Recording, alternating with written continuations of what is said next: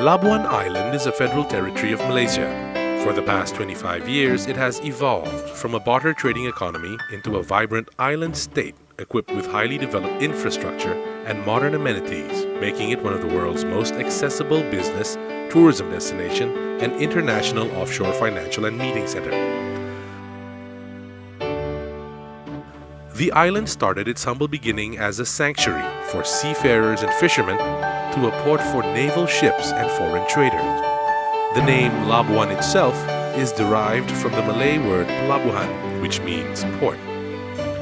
Seafarers plying the waters of Brunei Bay sought refuge here from the monsoon rain and the prevalent pirate attacks of the days.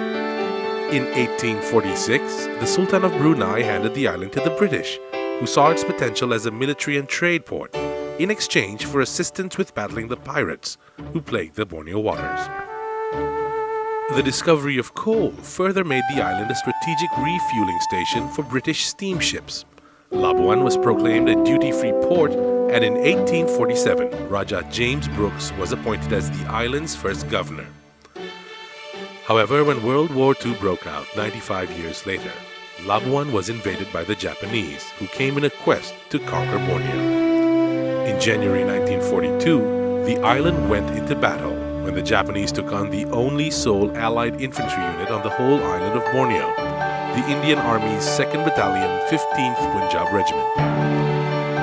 4 months later, on May 16, 1942, the Allied forces surrendered and Borneo went under Japanese rule.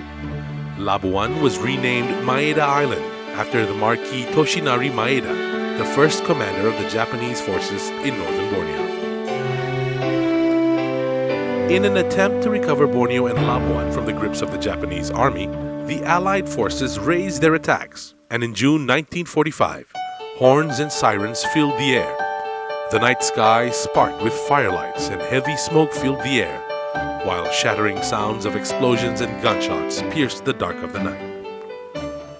Labuan town suffered a major blow due to the heavy bombardment and was brought to the ground to flush out the enemies.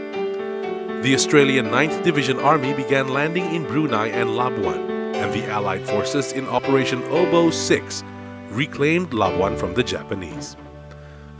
The war finally ended on September 10, 1945, with the official surrender by Lieutenant General Masao Baba, commander of the Japanese 37th Army in Labuan. The remains of the POWs from the infamous Death March and Allied forces from the battlefields all over Borneo were gathered and reburied at the Labuan War Cemetery. The peaceful and serene World War II Memorial Ground is the final resting place of 3,908 war heroes, of which more than half are unidentified. Those that are identified include 1,523 soldiers, 220 airmen, 5 sailors, and 4 civilians. 814 were British, 858 Australian, 1 New Zealander, 43 Indian, and 36 were Malay. Row upon row of white headstones mark the graves of the fallen soldiers. Many stones bear poignant messages from families, while others were simply inscribed, "Known unto God." To commemorate and honor the fallen heroes who have fought selflessly for freedom and country during World War II, a Remembrance Day ceremony is held every first Sunday closest to November 11th of each year. This year in Labuan, high commissions representing Commonwealth countries such as Australia, Brunei, Canada, Singapore, Sri Lanka, and the Kingdom of Swaziland graced the ceremony together with the people of Labuan to commemorate Remembrance Day 2009. My name is June Herbold. I've been coming to the Remembrance Day for the last 15 years. Even though we stayed in Brunei, we come across and make sure that we're here for Remembrance Day. I think it's brilliant because it brings everybody together, all the races, all the religions, and praying for people who've actually saved our country. I'm Malaysian, very proud to be Malaysian, and I encourage especially young people because they don't understand about war. So they come, maybe they think, right, this is not the thing. War is not the way to solve problems. And you look at all the graves, they're 19, 20-year-olds. My sons are 19, 20. You don't want them to go to war. And Malaysia's done us really proud because it's a beautiful place.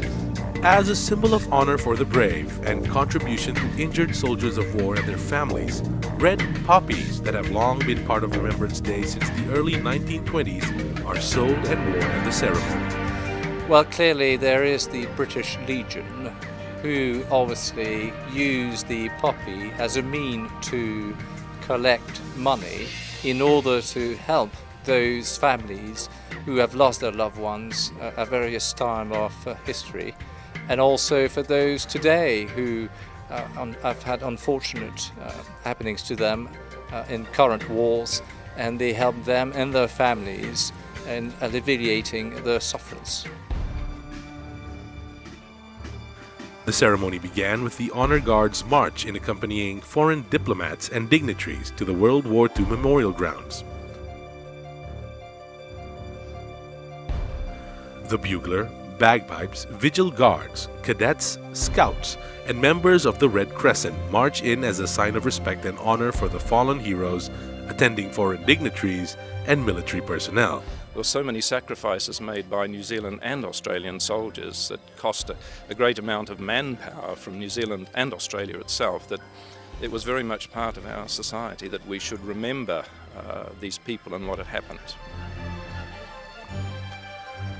The reversed arms is then carried out, where members of the armed forces stand sentry at the Sword of Sacrifices with their weapons placed reversed and their head bowed as a sign of respect and mourning.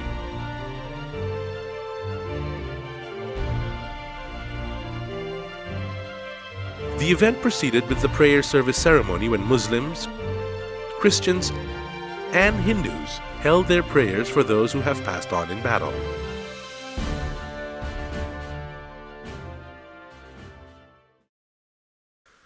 The 2-minute silence, first observed in Australia and has over the years been incorporated in Anzac Day and other commemorative ceremonies, is carried out.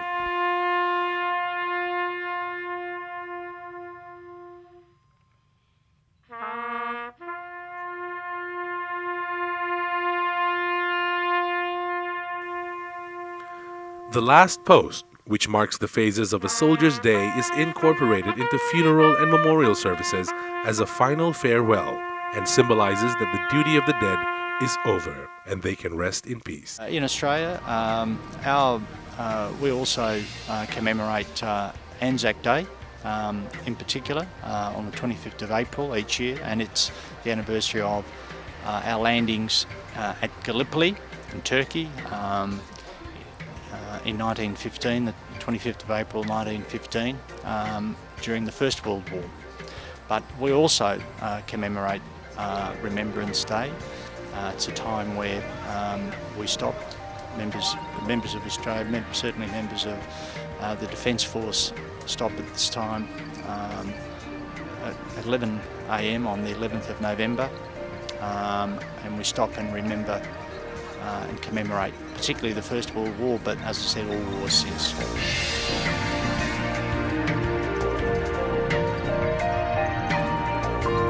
Flowers, woven into wreaths, are then placed on graves and memorials by families, friends, and dignitaries in remembrance of the courage and sacrifice given by the fallen soldiers.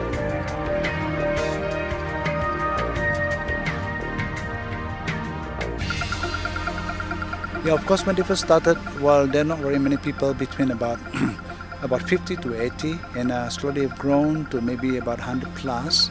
But of course, today it's quite different, with the involvement of our local government, and of course, as you can see, like today, we have a few hundred people. And of course, I would like to see it grow further, to have more people here, and especially, the younger generation to know what exactly our heritage here. And it would be nice to have all the ex-services association, because they were the one who maybe retired and all that, so they should be remembered. So it's also one of the time that they can be proudly display the medals, say, oh, they were in the armed forces. So time for them, to say, okay, they're recognized in a way. Let us honor and remember those who have given their lives so selflessly for the liberation of Borneo during World War II, lest we forget. Till we meet again next year.